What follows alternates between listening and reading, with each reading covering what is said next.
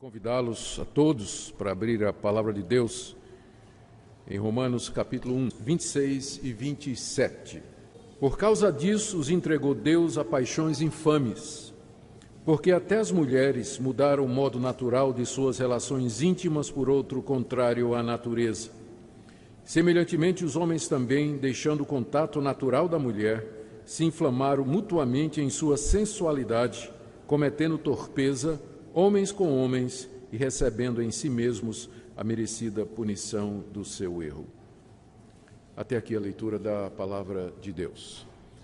Antes de orar, eu queria fazer uma solicitação aos pais que estão com crianças pequenas, pedindo desculpas porque durante o mês de julho o nosso departamento infantil está em recesso. Eu sei que fica um pouco difícil para quem tem criança pequena, porque às vezes os meninos querem participar do culto também, não é? E nós ficamos felizes vendo os nossos filhos louvando a Deus e cantando e protestando contra o sermão às vezes, né, também.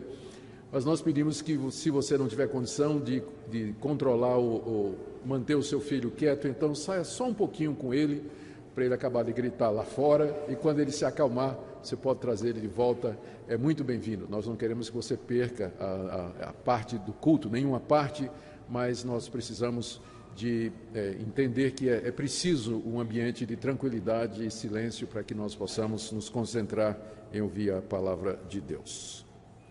Vamos orar. Nosso Deus, nós pedimos a Tua orientação para a compreensão da Tua palavra. Nós oramos que o Senhor nos guie nesse tema tão difícil, espinhoso para os nossos dias. Oramos, ó Deus, por aqueles que de uma forma ou de outra estão enfrentando situações em que esse tema está no centro e pedimos que o Senhor os ajude e nos ajude também a sermos fiéis à Tua palavra em todos os sentidos. Em nome de Jesus. Amém. Meus irmãos, os dois versículos que eu li, eles representam parte do argumento do apóstolo Paulo no capítulo 1, em que ele explica por que ele quer pregar o evangelho na Espanha. A razão, diz o apóstolo Paulo, é que todo mundo pagão está condenado. Não há inocentes diante de Deus, nem mesmo aqueles que nunca ouviram o Evangelho, nem ouviram falar da lei de Moisés, são inocentes diante de Deus. Porque Deus se revelou a essas pessoas, primeiro pela consciência e segundo pela criação. E tanto por uma quanto pela outra e pela combinação das duas, nós deveríamos saber que há um Deus e que esse Deus é santo, é justo, ele é reto e que ele não é a natureza e que nós devíamos dar glória a ele e render-lhe graças durante a nossa vida. Entretanto, a humanidade desprezou esse conhecimento de Deus. Paulo nos diz no início do capítulo 1 que eles sufocaram a semente do conhecimento de Deus que está nos seus corações e se voltaram para os ídolos, criaram deuses à sua imagem e semelhança e rejeitaram a revelação do Criador e do Todo-Poderoso. Deus, então, como castigo pela rejeição da humanidade, entregou a humanidade aos seus próprios desejos, entregou a humanidade às suas próprias paixões e, como resultado, tiradas as travas e os freios, a humanidade se precipitou cada vez mais na imoralidade, na violência e na perversão dos seus caminhos. E aqui o apóstolo Paulo aponta uma dessas consequências do abandono de Deus, por assim dizer. Deus abandonou a humanidade e as suas paixões. E como resultado, então, nós lemos aqui, os homens, sem mais a graça de Deus para controlá-los, eles perverteram a ordem natural das coisas, desonraram o seu corpo entre si. E Paulo aponta para o lesbianismo e o homossexualismo como sendo evidências concretas dessa entrega de Deus. Ou seja, Paulo vai falar e fala dessas duas coisas nos versos 26 e 27 como sendo uma expressão do juízo de Deus sobre a cultura dos seus dias. E nós fazemos a transposição e vemos também esses sinais hoje indicando a ira de Deus sobre a nossa própria cultura e nossa própria sociedade. Portanto, o meu tema nessa noite é esse, dos versos 26 e 27. Quando Paulo fala que Deus entregou os homens, as pessoas, às suas paixões infames, ele fala no verso 26 que as mulheres mudaram o modo natural de suas relações íntimas por outro, que é o lesbianismo, contrário à natureza. E no verso 27 ele diz que os homens fizeram a mesma coisa, homem com homem, cometendo torpeza e recebendo em si mesmo a merecida punição do seu erro. Nós estamos diante de um dos assuntos mais sensíveis e polêmicos dos nossos dias, que é essa questão da homossexualidade. Por homossexualidade nós entendemos não somente a atração e o sentimento entre pessoas do mesmo sexo, mas também as próprias relações sexuais entre elas. A pergunta é por que esse assunto tem ganhado tanta visibilidade em nossa época?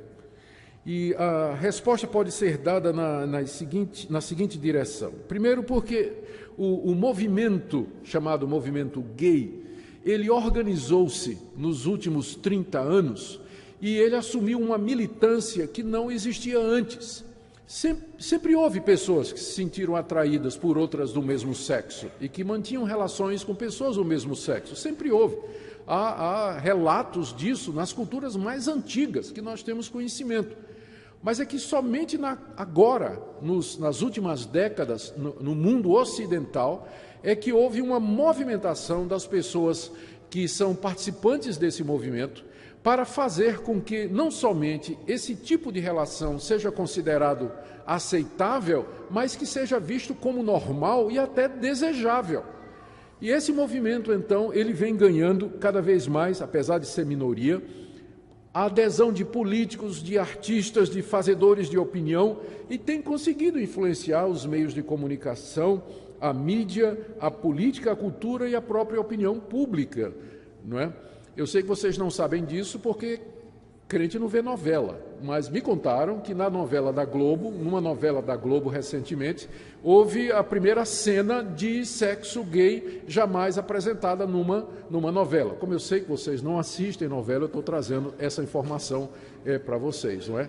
De que isso aconteceu e que mostra, de fato, como o movimento gay ele tem conseguido impactar e influenciar a cultura e a mídia em geral. Ganhou até os meios acadêmicos, a defesa de acadêmicos, de estudiosos que argumentam e tentam demonstrar cientificamente, por exemplo, a questão da ideologia de gênero, que os gêneros se constroem socialmente e que não é uma questão da escolha do indivíduo, né? E pela última contagem que eu soube, né, já havia 16 possibilidades de sexualidade. Você nasceu mulher, mas por dentro você é homem, mas você gosta de mulher. Ou então você nasceu mulher, você por dentro é homem e você gosta de homem.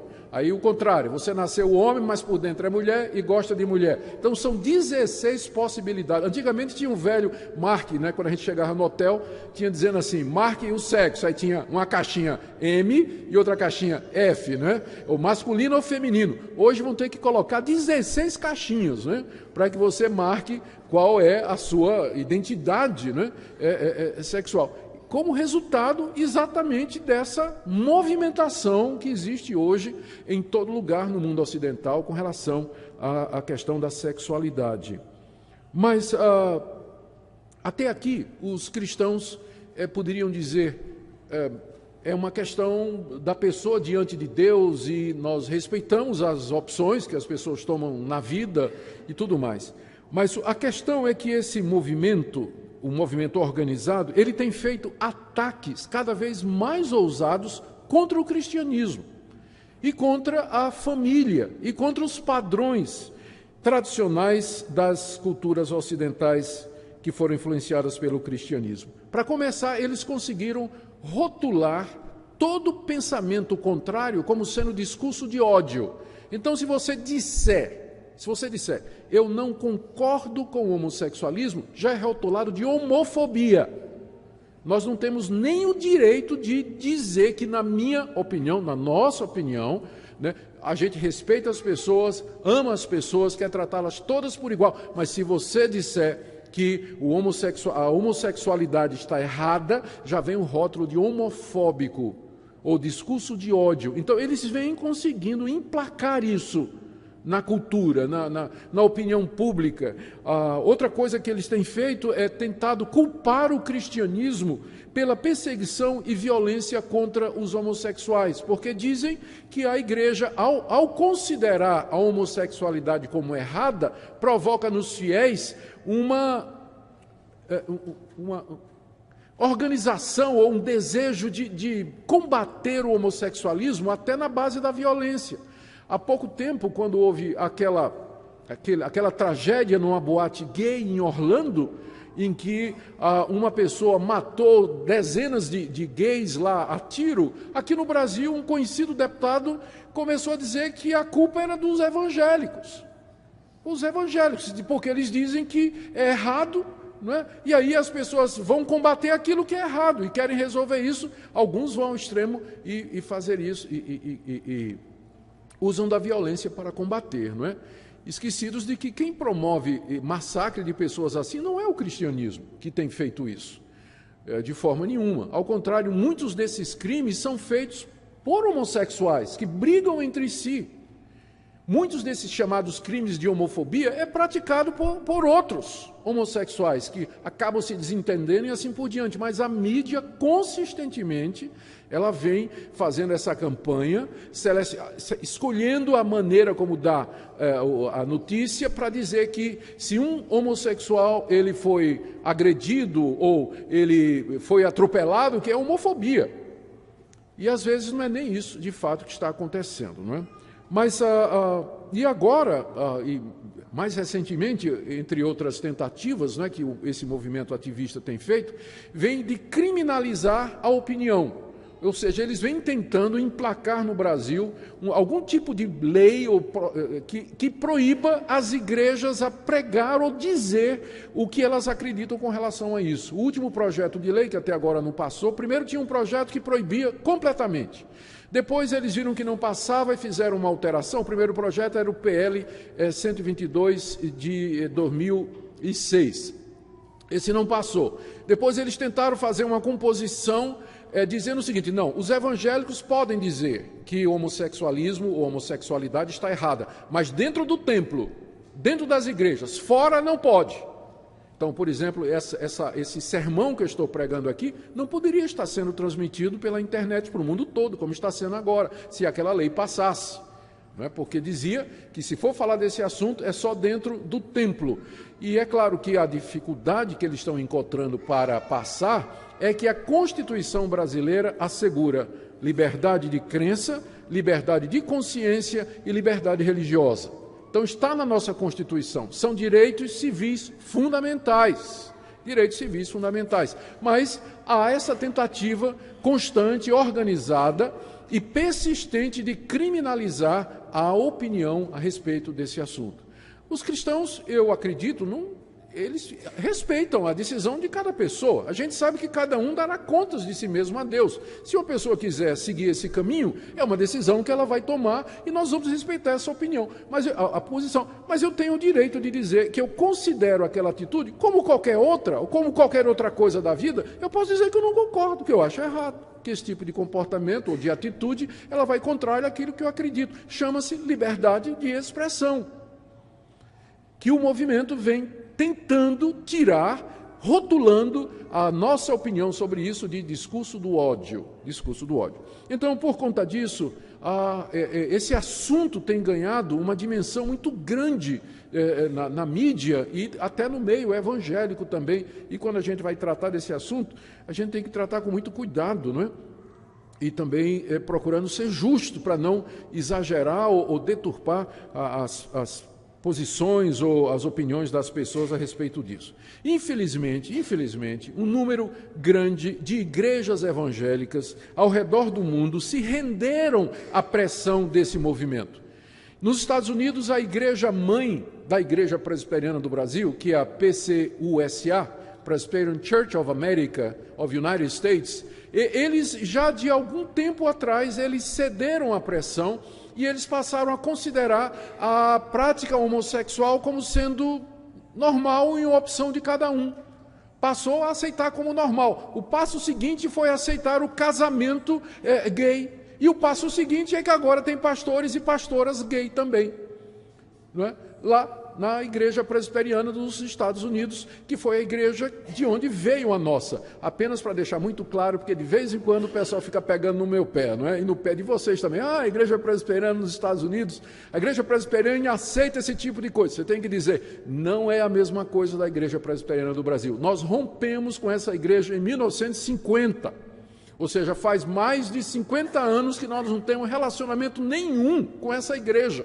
Não temos relacionamento. É outra denominação que a gente nem considera como igreja irmã, não é, por conta dessas atitudes que ela vem tomando. Mas também muitas igrejas metodistas, igrejas luteranas, igrejas episcopais e outras igrejas, elas vêm cedendo à pressão e vêm aceitando o casamento gay, vêm aceitar. Agora mesmo a Igreja Batista teve uma confusão, porque teve uma Igreja Batista que fez um casamento gay. E a Convenção Batista se reuniu e discutiram durante um tempo, acabaram desligando a igreja da Convenção Batista, não é? Acabaram desligando. Mas já começou também no meio batista e em outros meios também. E, infelizmente, a pressão é muito grande. Surge a chamada teologia inclusiva, que é uma tentativa de teólogos do movimento de explicar que a Bíblia não proíbe a homoafetividade e que nós estamos muito enganados quando a gente lê passagem como essa que nós estamos aqui, que nós temos diante de nós, e que Deus é amor. Será que Deus vai me rejeitar só porque eu gosto de uma pessoa que tem o mesmo sexo que eu tenho? Não é? Deus vai me rejeitar por conta disso? Será que não existe coisa mais séria com a qual Deus deveria estar ocupado, em vez de ficar me marcando só porque eu nasci assim, que eu sinto essa atração por pessoas do mesmo sexo? Então, esses teólogos, eles tentam justificar à luz da Bíblia, né? E chega a extremo de dizer que Davi e Jonatas, né, tinham aquela relação homoafetiva, porque numa certa passagem Davi diz assim, Jonatas, o teu amor é melhor do que o amor de mulheres. Ao pessoal, olha aí. Um dos estragos do movimento gay é que acabou com a amizade entre pessoas do mesmo sexo. Eu me lembro da época em que as meninas andavam na rua, de braço dado, e ninguém levantava suspeita, era muito normal. Os rapazes estarem juntos, saírem juntos, sentarem juntos, bater papo, se abraçar, beijar no rosto e tudo mais, ninguém dizia nada. Hoje em dia, você andou muito junto, perto do seu colega, o pessoal já olha assim. Então, o movimento conseguiu acabar com essa coisa bonita, que é a amizade entre pessoas do mesmo sexo, que era a amizade que Davi tinha por Jonatas. Chega ao ponto de dizer que Jesus e João tinham também essa relação. Porque na noite em que foi traído, diz lá que Jesus foi traído, João encostou a cabeça no ombro de Jesus e perguntou, quem é o traidor? Está vendo? Eles dizem. Mas houve uma época em que um rapaz podia encostar a cabeça no ombro de outro e era perfeitamente normal. É que os nossos olhos foram mudados por causa da pressão do ativismo gay. Nós passamos a ver maldade onde ela não havia e passamos a enxergar determinadas coisas onde elas nunca estiveram antes. Nunca estiveram antes. Infelizmente, então, isso vem acontecendo. Bom, o que está em jogo realmente para os cristãos que creem na Bíblia como a palavra de Deus é essa questão. Como é que então nós devemos encarar a questão da homossexualidade? E meu objetivo nessa noite é expor o que o apóstolo Paulo escreveu sobre este assunto aqui nessa passagem. O verso 26 e 27 do capítulo 1 da carta aos Romanos tratam exatamente desse assunto. Antes de começar a exposição do texto, deixe-me limpar o terreno e esclarecer aqui alguns pontos sobre o que o Paulo está dizendo e, na verdade, o que é que ele não está dizendo. Acho que eu vou começar com o que Paulo não está dizendo, ou o que é que ele não está proibindo aqui, ou vou tentar dizer como é que algumas pessoas acham que esse trecho deveria ser lido. Em primeiro lugar, a posição mais contundente contra essa passagem é daqueles que dizem que Paulo aqui, ele está simplesmente refletindo o pensamento da época dele, em que os gays eram vistos com preconceito e que os homossexuais eram perseguidos, queimados e apedrejados. Então Paulo aqui Ele era inspirado por Deus, mas ele era humano também. Então, ele está pensando como um homem da sua época.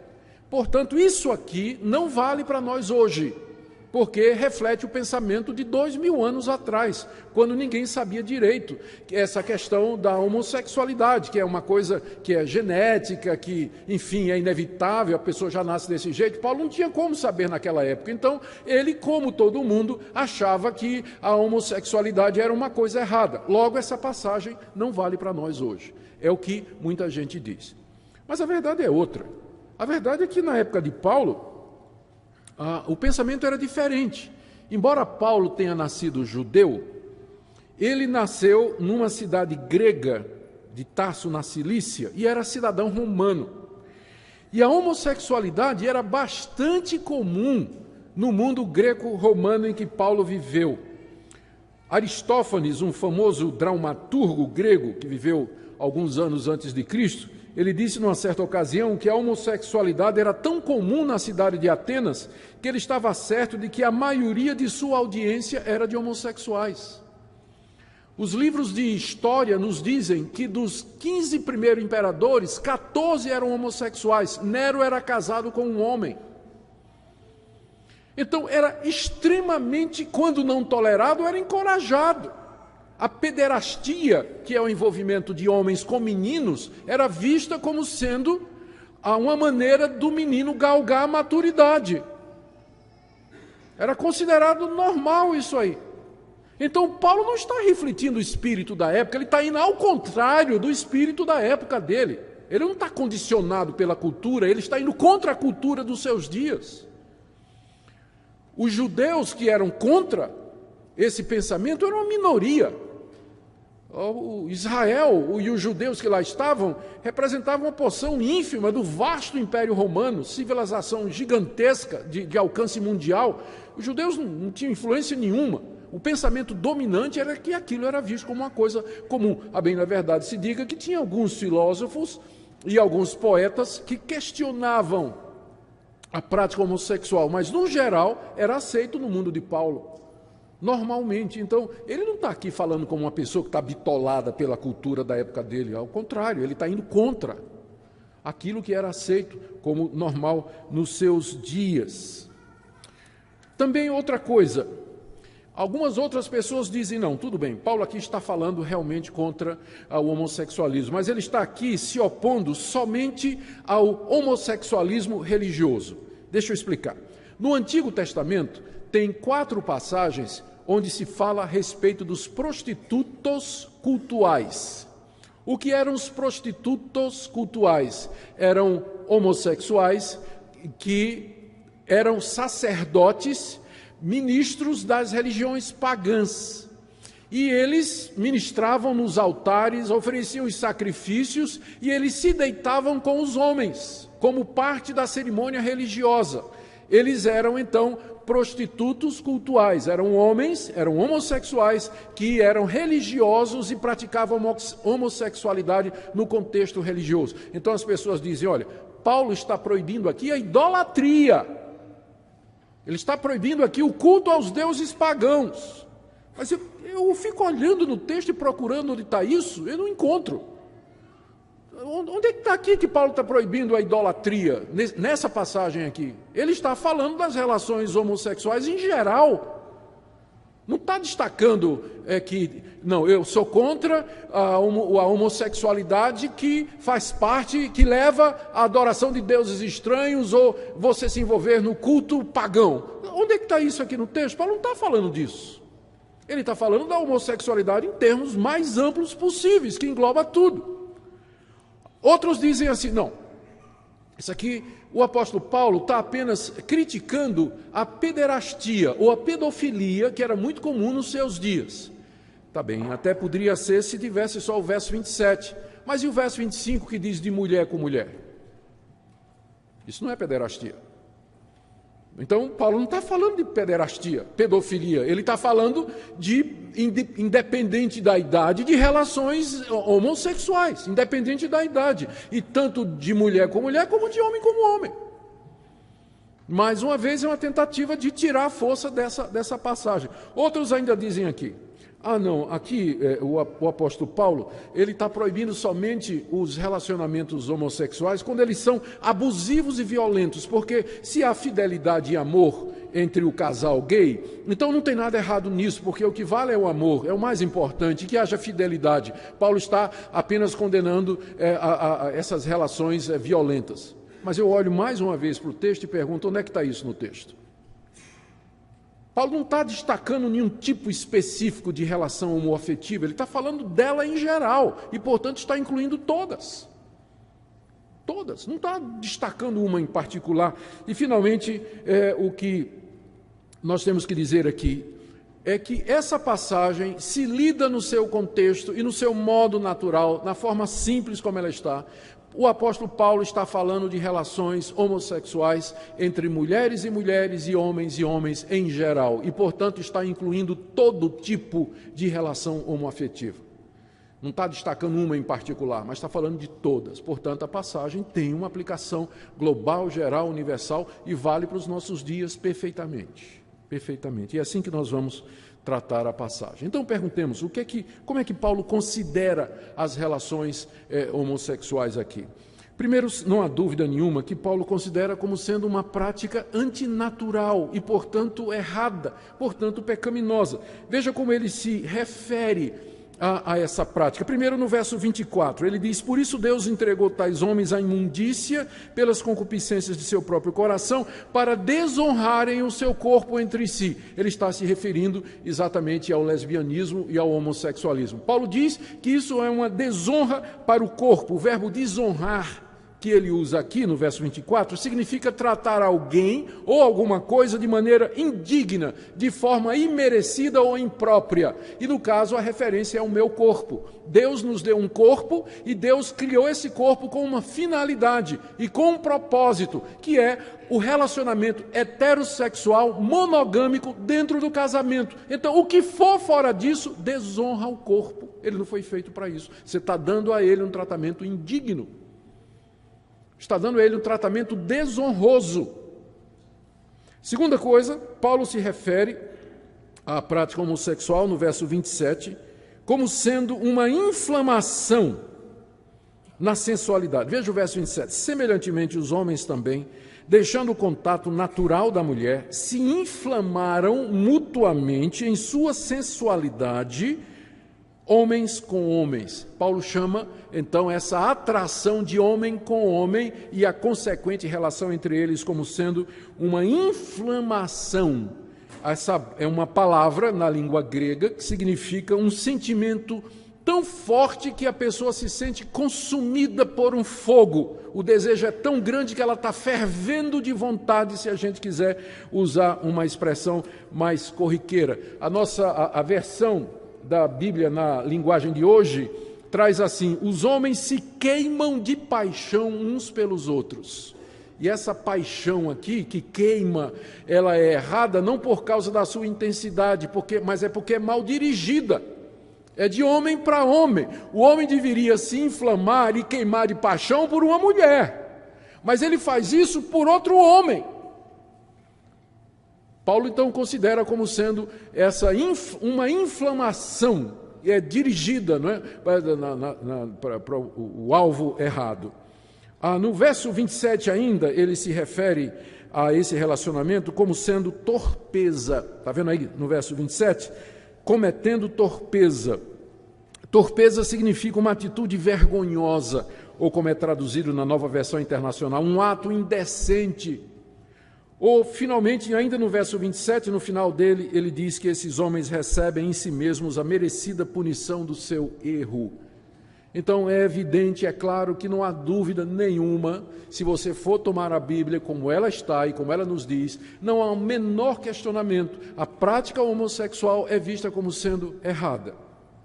Não tem como torcer essa passagem. Aquelas tentativas que eu mencionei no início, que Paulo não está falando disso, que Paulo não está falando aquilo, elas todas caem por terra diante da clareza do texto, da sua simplicidade. Paulo está afirmando com muita clareza: isso é errado. Isso é errado, é pecado diante de Deus. Mas a gente pergunta, mas Paulo não estaria sendo incoerente? Algumas pessoas perguntam, né? Paulo não está sendo incoerente? Porque lá no Antigo Testamento está dizendo mesmo, por exemplo, lá em Levítico, capítulo 20, né? Que o homem que se deitar com outro como se fosse mulher está cometendo abominação. Só que essas pessoas dizem, está lá dizendo também que tem que ser apedrejado. Então, não está sendo Paulo incoerente, porque ele está pegando uma parte e deixando outra. Ele devia dizer também que era para apedrejar os homossexuais. E Paulo nunca diz que é para fazer isso. Mas é de uma capciosidade impressionante esse tipo de argumentação, que ignora a distinção clara que o Novo Testamento faz entre aquilo que é moralmente errado e a aplicação de penalidades que estavam relacionadas com a nação de Israel. Então, as leis que manda apedrejar bruxa, feiticeiro, homossexual, menino desobediente, sabia disso? Que tinha uma lei que dizia que se o menino for muito desobediente, ele tem que ser apedrejado, né? Vocês estão ouvindo, né, molecada? O pessoal está ouvindo aí. Tudo bem. Então, antigamente em Israel, né, a lei civil determinava o tipo de punição. Mas a lei de Israel não passa para a igreja. A igreja não é uma nação.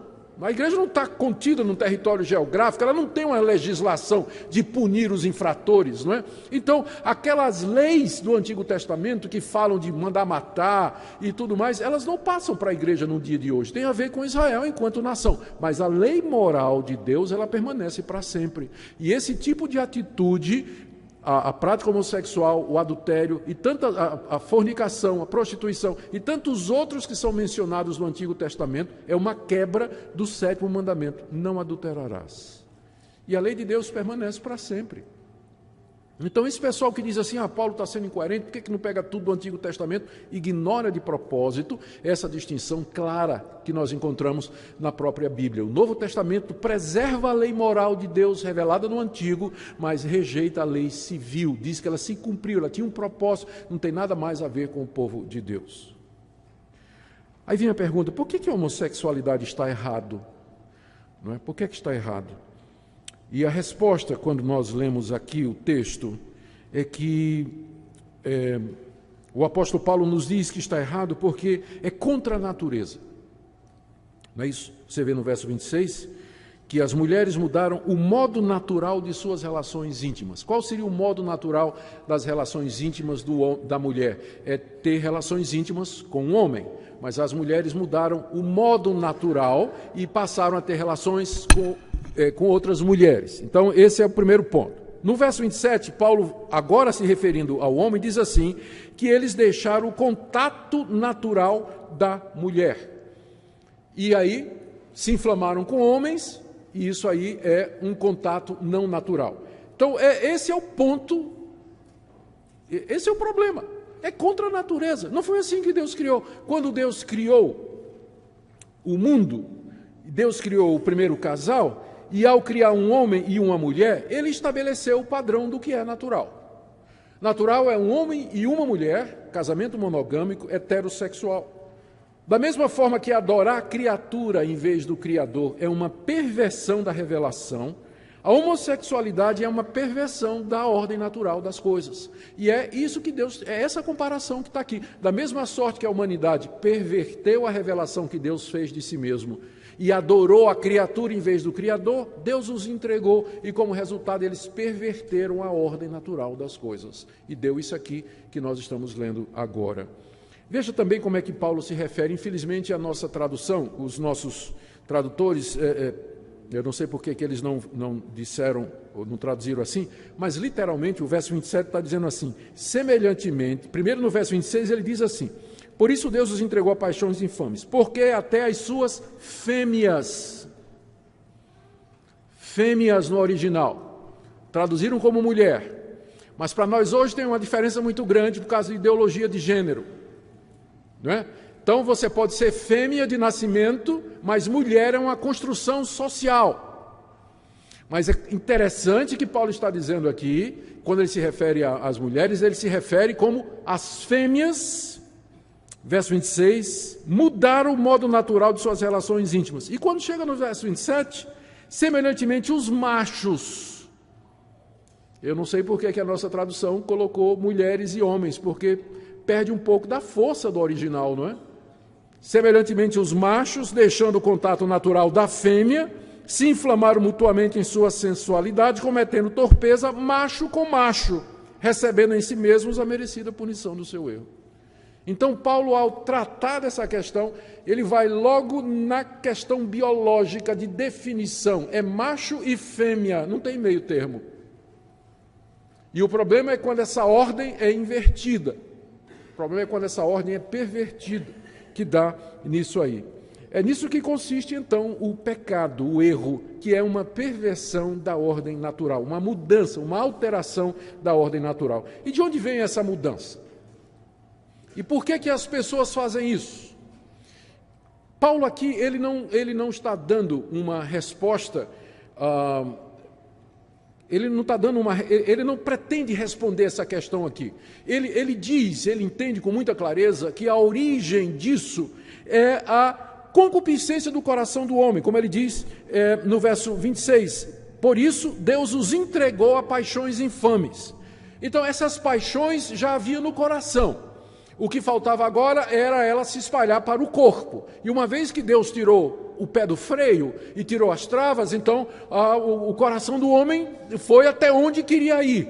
E como resultado houve essa mudança da ordem natural. Então, olhando dessa perspectiva, a prática homossexual, a homossexualidade, é um problema que acontece no coração. É o resultado da corrupção do coração humano que está agora liberada porque Deus retirou a sua graça. Só que essa liberação é uma liberação punitiva.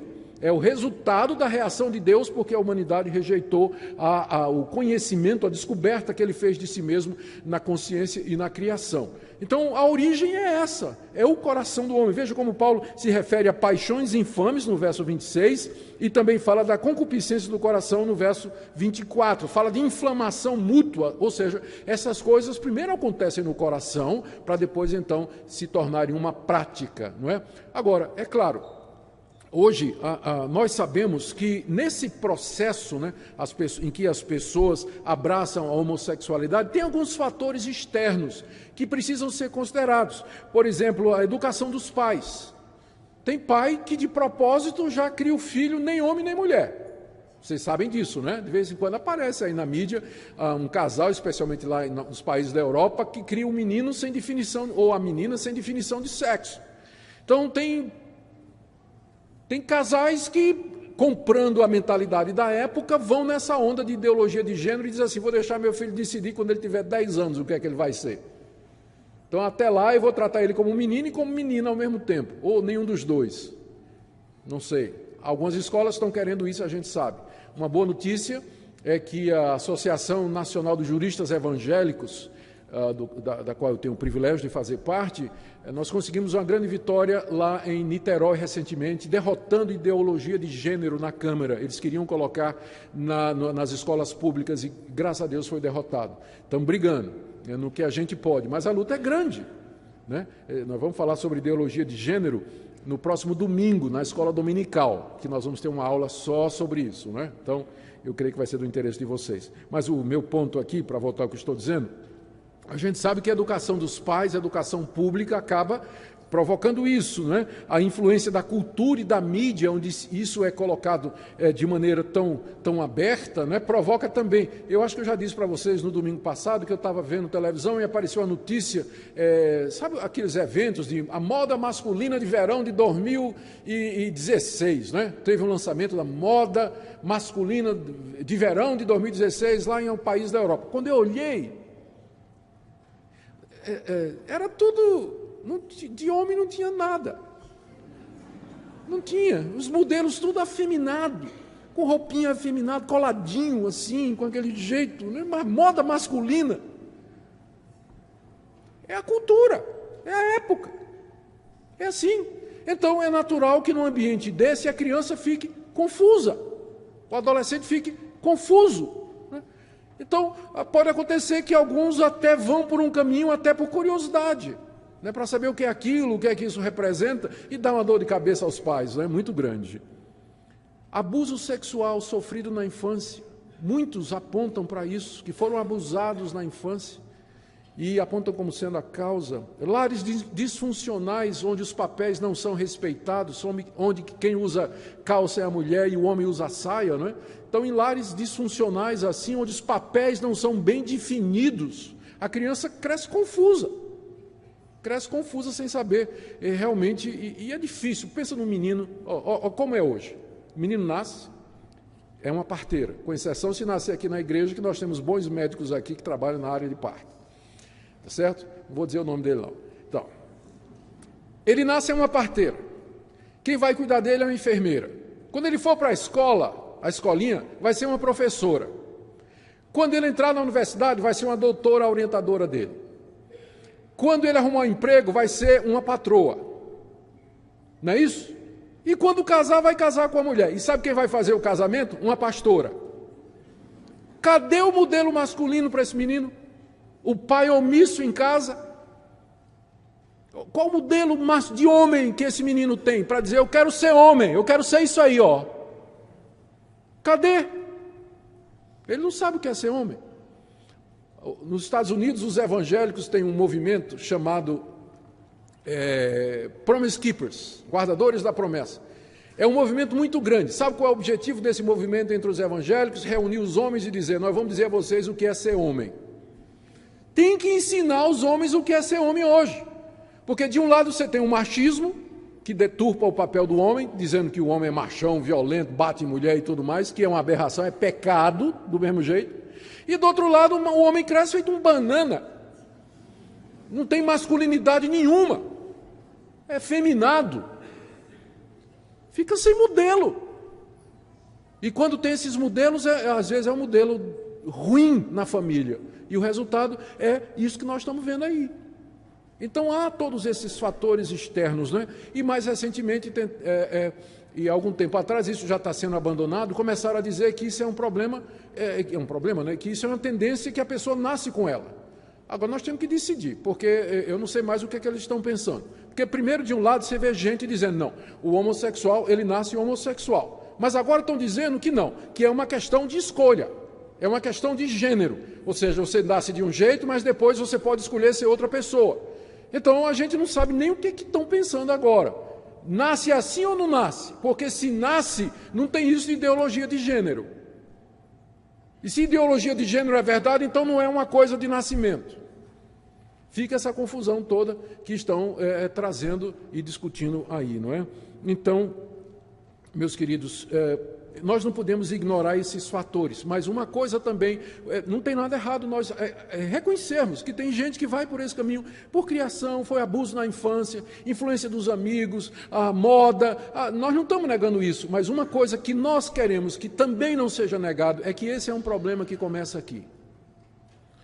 É um problema do coração, é um problema da corrupção do coração humano. O texto é muito claro, a palavra de Deus é muito clara a respeito desse tipo de coisa. E nós precisamos estar atentos e claros com relação a isso. Finalmente, qual o castigo que Paulo menciona aqui para a prática homossexual? Ele mencionou no final do verso 27, não é? Homens com homens, recebendo em si mesmos a merecida punição do seu erro. Paulo se refere aqui a uma punição que é recebida ao mesmo tempo das relações. Diz que é merecida e que é neles. Existem várias possibilidades.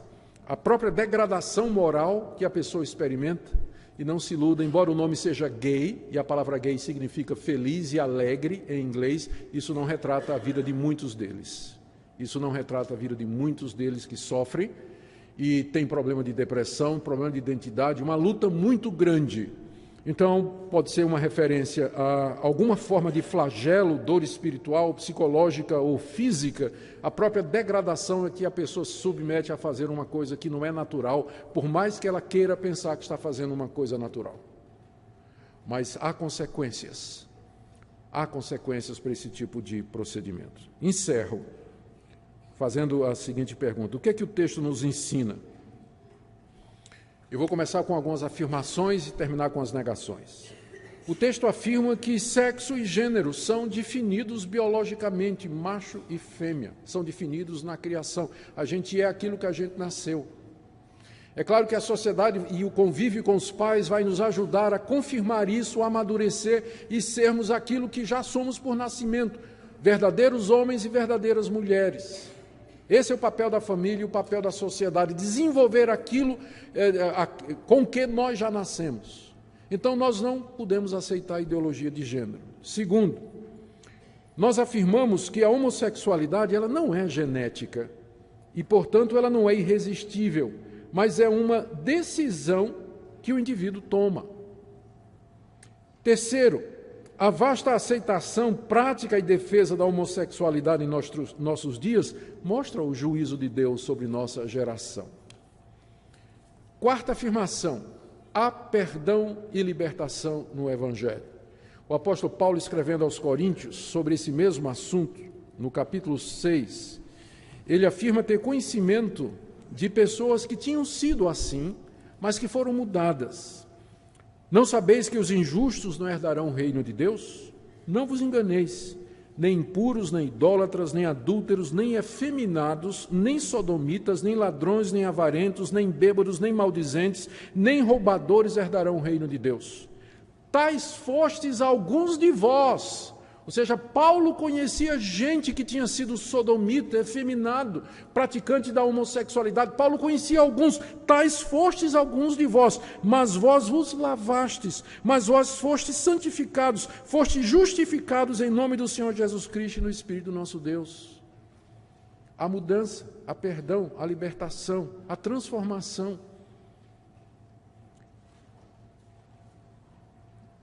E o que isso tem a ver conosco em termos práticos? E eu queria que você pensasse nas seguintes coisas aqui, e eu agora estou fechando mesmo, não é? Vou fechar mesmo. Eu queria que todos nós prestássemos atenção nesse ponto.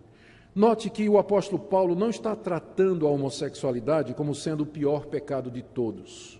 Veja que, a partir do verso 28, que nós veremos mais adiante na próxima vez, Paulo dá uma lista de quase 20 atitudes que ele considera igualmente como sendo erradas.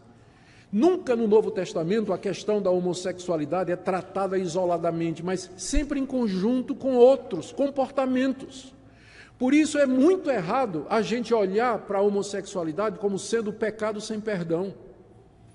E algumas das reivindicações do movimento estão corretas, às vezes a igreja é homofóbica mesmo.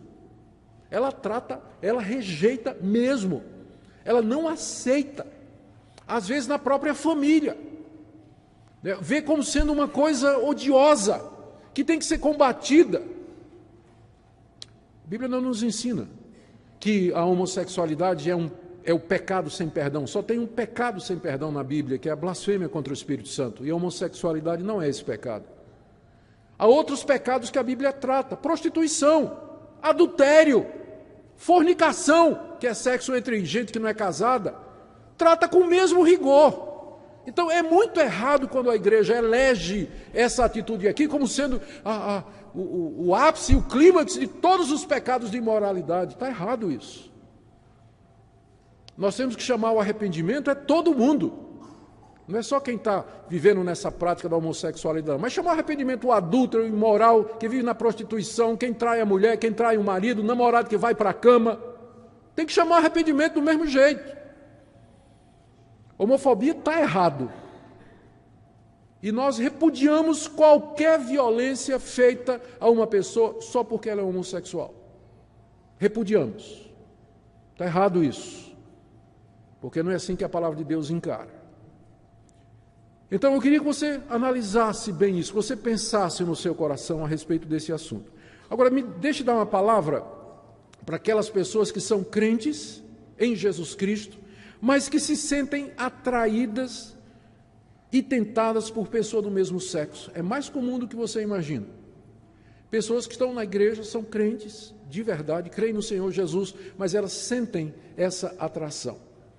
Eu quero que você veja a diferença entre tentação e o pecado em si. Ser tentado não é pecado. Pecado é quando você cai nele. Nós somos tentados de muitas maneiras.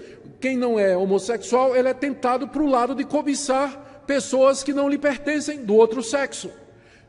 Quem sofre com essa questão da homossexualidade é tentado a cobiçar pessoas do mesmo sexo, mas no fim é uma tentação do mesmo jeito. Então, não é pecado você ser tentado. Pecado é quando você concorda, quando você aceita, quando você começa a fantasiar, quando você vai para a internet para ver e depois você vai para a prática. Aí é pecado. Eu não posso evitar que um passarinho pouse na minha cabeça, mas eu posso evitar que ele faça um ninho. Não é verdade? Então, pensamentos vêm, tentações vêm, desejos chegam no coração, mas a gente pode dizer não, não e não. E nós podemos lutar contra isso com a graça de Deus, não só contra essa tentação, mas contra qualquer outra. Com a graça de Deus, pelo poder do Espírito Santo, nós podemos lutar contra a tentação. Então, ser tentado em si não é pecado. Mas o pecado é quando você se deixa envolver. Também uma palavra a quem está envolvido na prática homossexual. Como eu disse, a igreja não pode ver isso como sendo um pecado sem perdão. E é necessário que você entenda que o mesmo tratamento que nós lhe daríamos é o mesmo tratamento que nós daríamos a uma pessoa que também está engajada em qualquer outra prática sexual ilícita. E o tratamento é padrão, é o mesmo. Arrependimento, mudança de vida, fé no Senhor Jesus Cristo para perdão de pecados, comunhão com Deus e com o seu povo. É a mesma mensagem, não tem diferença nenhuma. E a última palavra aqui, talvez a mais difícil, aos pais que têm filhos que estão sendo tentados nessa área. É muito difícil isso. E muitos pais sofrem. Eu não sei nem como. Cada situação é uma situação. Talvez a minha história ajude um pouquinho. Eu fui um menino muito malvado, não desse jeito, né? Mas eu dei muito trabalho à minha família. Dei muito trabalho. Roubava coisa de casa, ia para farra, ficava bêbado, fazia coisas das quais hoje eu tenho vergonha só de falar, não vou falar muito não. Mas eu tinha uma mãe que me amava e orava por mim, e um pai que discordava completamente de mim, mas nunca fechou a porta da casa dele para mim. Nunca fechou. Eu sabia que mesmo depois daquelas noites de farra e tudo mais, eu podia voltar para casa, que eu tinha um lar ali. Que meus pais não concordavam comigo, isso era muito claro, mas eles nunca me abandonaram. No dia que Deus abriu o meu coração e eu me tornei crente, os meus pais me receberam de braços abertos. Eu sabia que eu tinha um lar para onde eu podia voltar, alguém que podia me abrigar e me ajudar e me acolher. Então, se eu posso dizer alguma coisa para você, não feche a porta para o seu filho. Você pode deixar muito claro para ele que você não concorda, mas você pode fazer isso sem demonstrar rejeição e ódio a ele. Você pode dizer, você ainda é meu filho e eu vou amar você, não importa a decisão que você faça. Mesmo que eu não concorde com isso, e você sabe que eu não concordo com isso, mas a porta do meu coração, e enquanto for possível, da minha casa vai estar aberta para você. É claro que na minha casa eu não quero que você traga pessoas, que você não faça tais coisas, tem hora para você chegar e tem tudo mais, enquanto você estiver na minha dependência, não é? Mas o meu coração está aberto para você, você conta com minhas orações e vou estar com você sempre. Eu acredito que o amor e a misericórdia são o melhor caminho. São o melhor caminho. Quem sabe um dia esse filho vai dizer, puxa vida, eu sou tão rejeitado, as pessoas olham com tanto preconceito para mim, mas minha mãe me ama. Meu pai me ama, apesar de eu ter dado tanta tristeza ao coração deles, e quem sabe Deus não vai usar isso para fazer a diferença na vida do seu filho. E que Deus a todos nos dê graça, meus irmãos. Oremos pelo nosso país, oremos por esses queridos que lutam com essas coisas, que Deus nos dê misericórdia, sabedoria, para lembrarmos que aquele que está em pé, veja que não caia. Que a graça de Deus esteja com todos nós. Amém. Oremos. Ó Pai querido, nós pedimos misericórdia, pedimos que o Senhor tenha compaixão de nós, pedimos perdão pelas vezes que não soubemos tratar pessoas que estão lutando contra essa tentação. Eu oro pelos pais que têm que lidar com filhos nessa situação. Oro pelos jovens da igreja, adultos, também pessoas casadas que lutam contra essa tentação. Ajuda o Senhor a vigiar e orar para não cair em tentação. Dá-lhes graça e misericórdia. Ajuda, Senhor, o nosso país, tem misericórdia de nós, permita que nós continuemos a ter liberdade de expressão, de religião, de consciência, para que possamos, ó Deus, ser aquilo que o Senhor planejou para nós, uma igreja que é sal e luz do mundo. Graças te damos pela tua misericórdia, em nome de Jesus. Amém.